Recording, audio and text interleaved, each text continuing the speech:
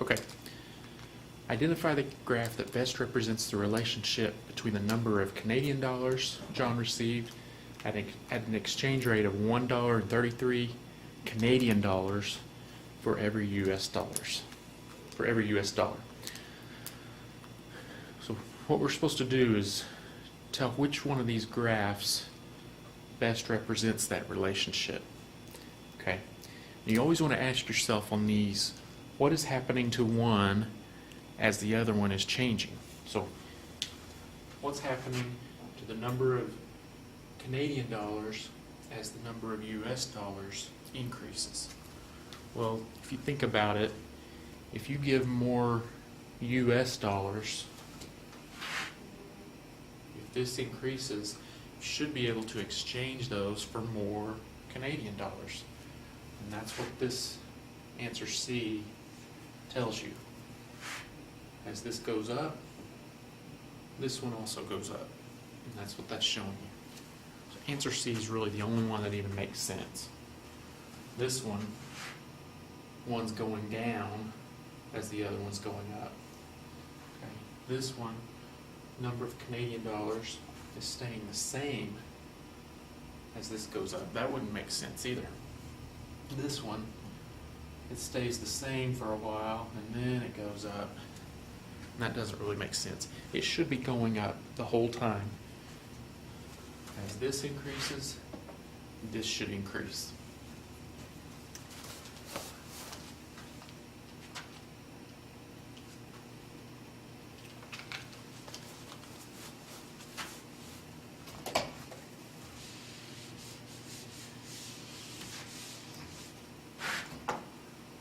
Okay. Identify the graph that best represents the relationship between the function f of x equals 1/2 x squared plus 2 for x is greater than 0. Okay. If you plug this function into your calculator, remember f of x means the same thing as y. So on your calculator, go to y equals and plug this function in. Make sure you put the fraction 1/2 in parentheses. You're going to graph it, and you're going to get a graph that looks like that. It's going to be a parabola. Okay. This answer would be a parabola if it came on over here. Okay? But remember, they only want values where x is greater than 0. X, where is x greater than 0? Here's x. X is greater than 0 over here to the right.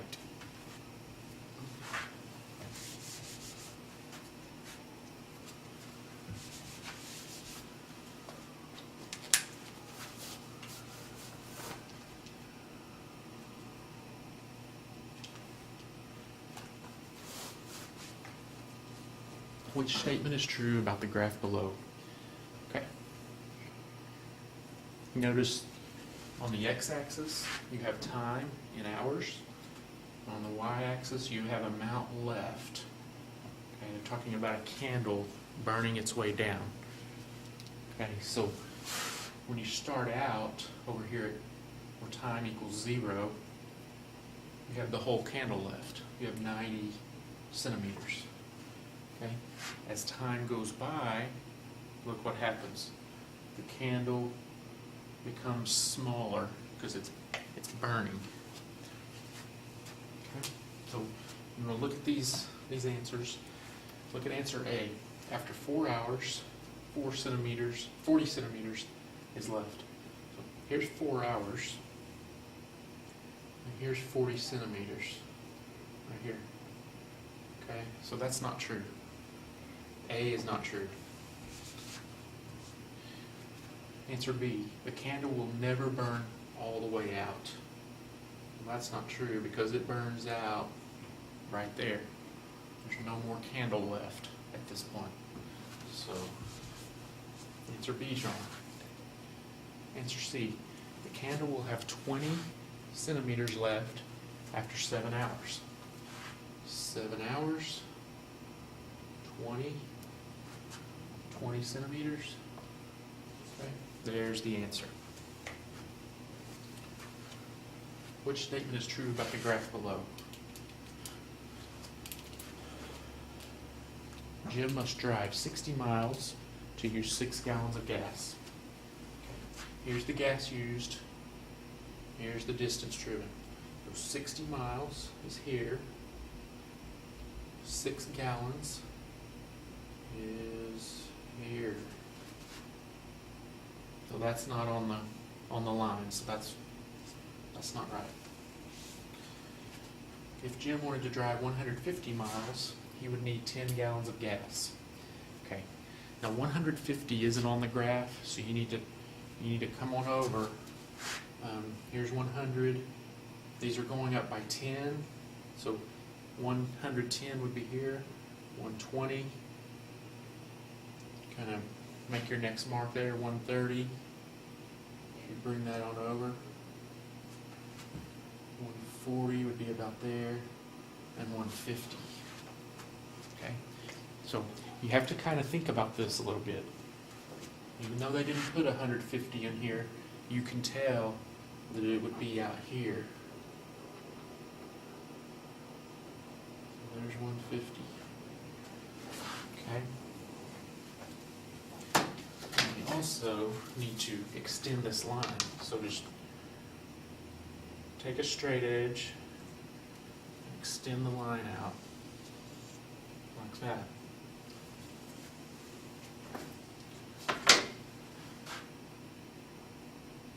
Okay, let's go up from there, and about right there, and it looks like that is 10. It's pretty close to 10. 10 gallons of gas. Let's make sure that's the right answer. Number 2. Number 2 is answer B, so that is right. Okay.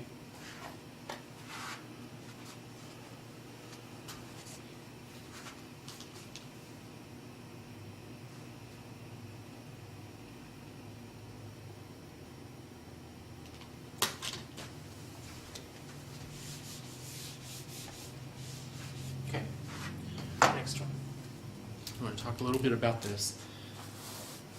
And we kind of talked about this in some of the worksheets we just did, like the one about the exchange rate. As the number of US dollars increased, the number of Canadian dollars should also increase. That when that happens, when they're both increasing at the same time, that's called a positive correlation. Okay, positive correlation. Okay. Now, opposite of that, if one of them is increasing and that's causing the other one to decrease, then that's called a negative correlation. Okay. And there's one other that we're going to talk about. It's called no correlation, and what that means is that the two variables are not affecting each other. It's like there's no effect going on, no cause and effect. It's just kind of random. Okay. Well, let's look at number 1. It says Thomas collected data on the sales of CDs versus the sales of cassette tapes for the years 99 to 2002. If he plots the data on a scatter plot, what relationship will he most likely see between sales of CDs and cassette tapes? Now on this problem, you have to kind of think about what it is they're asking. They're not giving you any data, but you have to use a little bit of common sense here. If you're looking at the sales of CDs versus the sales of cassette tapes, what would you expect to see? Okay, in other words, as these years go by, the sales of CDs are probably going to increase, and as that happens, what's going to happen to the sales of tapes?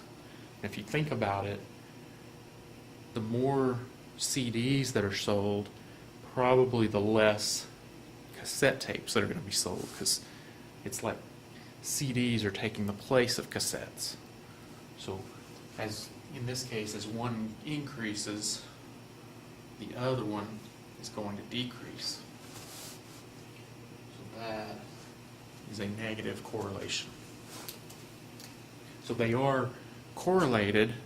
Okay, one is causing the other one to change, but it's causing it to change in a negative direction. Number 2, Monica recorded the amount of time and total distance she walked each day for the last month. If she plots the data on the scatter plot, what relationship will she most likely see between distance and time walked? Okay? So if she's walking each day, some days she's going to walk more time than others. Okay? So like today she might walk a certain distance, but tomorrow she might walk a longer, or a certain time. Tomorrow she might walk a longer time. What's going to happen to the distance? Well, you would expect if time increases, then distance is going to also increase. And that would be positive correlation. As one increases, the other increases. Okay. I'm going to let you do numbers 3 and 4. If you want to stop the recording at this point and work those out and then start it back up, I will give you the answer. So go ahead and stop it now if you want to work those out on your own.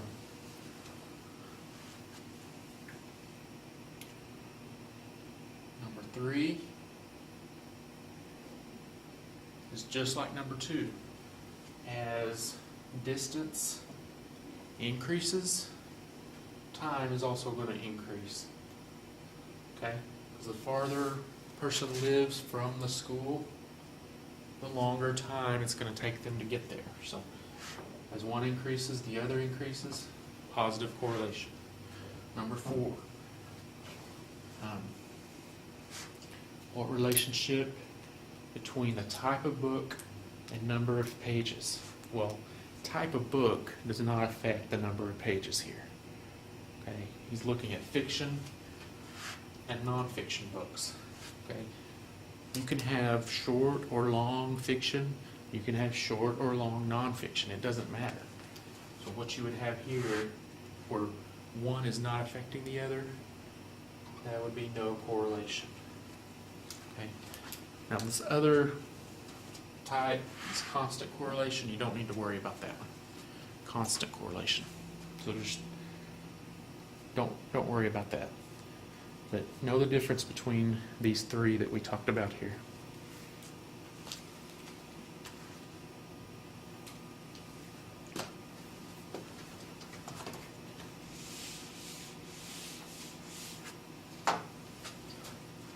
Okay. A soccer field has the dimensions shown below. A portion of the field is flooded and cannot be used. The area that is flooded is 45x. If you look at this right here, that's the area that's flooded. Remember, area of a rectangle is length times width, and you can tell the width there is 45 and the length is x. That's where the 45x comes from. Now, they're asking us, how can the area that is still playable be expressed in terms of x? Okay. So, if they're talking about the area that's still playable, they have to be talking about this other part over here. Okay? I'm just going to color it in. I don't think that, because that's blue, it's water, and then it's flooded. That's just the part I'm interested in looking at. So I'm coloring that part in. That's the part we want to know what the area is. That's the part they're asking us about. So if we can find the area of this, we'll have our answer. Now, area of a rectangle is still length times width. Still the same formula. Well, we're going to plug different numbers in now. Okay. Well, the width of this, you notice, is still 45. Still that same 45. So put that in. But now the length has changed. Before the length was X when we did this part over here. But now the length is from here to here. Okay? Now look at the length. 110 is the length from here to here. But we want to know what it is from here to here. Okay? And the way you do that is you take this 110 and then you've got to take off this part that was flooded from before, and that part is X. Okay? So it's 110. How do you take something off of something? You have to subtract it. So you've got to take 110 minus X. That is the length from here to here. 110 minus X. That's the only way we can write it, because based on what we know. Okay, we don't know a number yet because we don't know what X is. If we know what X is, we can figure out a number for it. But all we know is that it's 110 minus X. Okay? And look at answer B. Okay, that's exactly what that is. They just put the 45 in front. So there you go. I want you to do number 2 on your own. So stop the tape and work number 2, and then I'm going to show you the answer.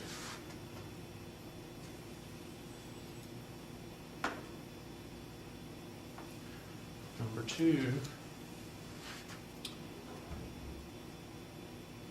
Remember, we're trying to find the cotton field, so we're trying to find this part. So the length is 1200 minus X, and the width is 700. Right here. 1200 minus X is the length. 700. 700 is the width. Okay.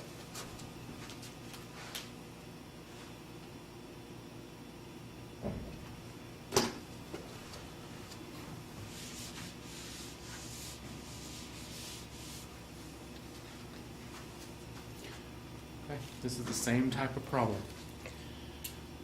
VJ decided to add a garden in his backyard. The area will be 55x. How can the total area of his backyard be expressed in terms of x? Okay. Now the total area of the backyard, you have to think here. Now I've had some students say, well, they mean without the garden. But no, when they say total area of the backyard, they're saying including the backyard, or including the garden. So we want to include everything in this, including the garden. So we're still using our area formula, length times width. Look at the length from here to here. Okay, well, to here it's 80, and then you've got x here.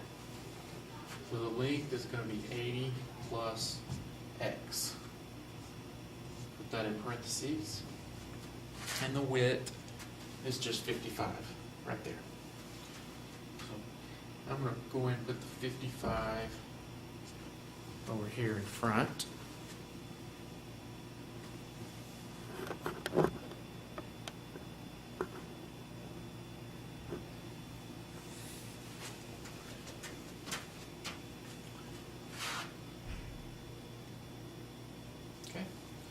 Now, that answer is not there, so we need to simplify this a little bit.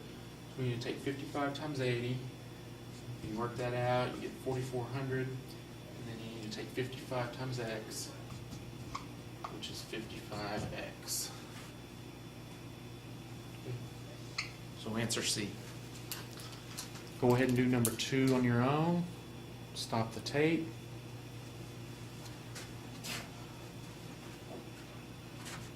Gerardo added on a full bathroom to his upstairs living room.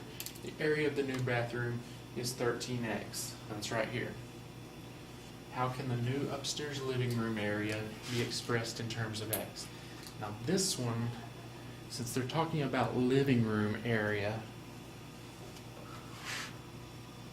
living room does not include the bathroom. Okay, so living room area, they're just talking about this. I think it looks like what happened is this whole thing used to be his living room, but now he put a wall in here and made this his bathroom. So now his living room is smaller than it used to be. It's just going to be this part. Okay. Still, we're doing length times width. Length is going to be 25, but you got to take out the x. So 25 minus x, and the width is just 13. Okay. And there it is. Answer C. Okay.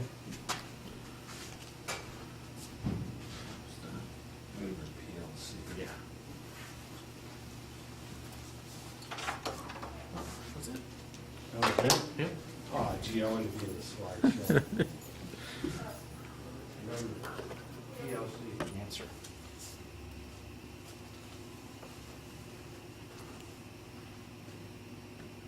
In their life, good and bad, to make them stronger, which allows for change to take place. One such example of making positive choices and not letting the choices and actions of others keeping them from excelling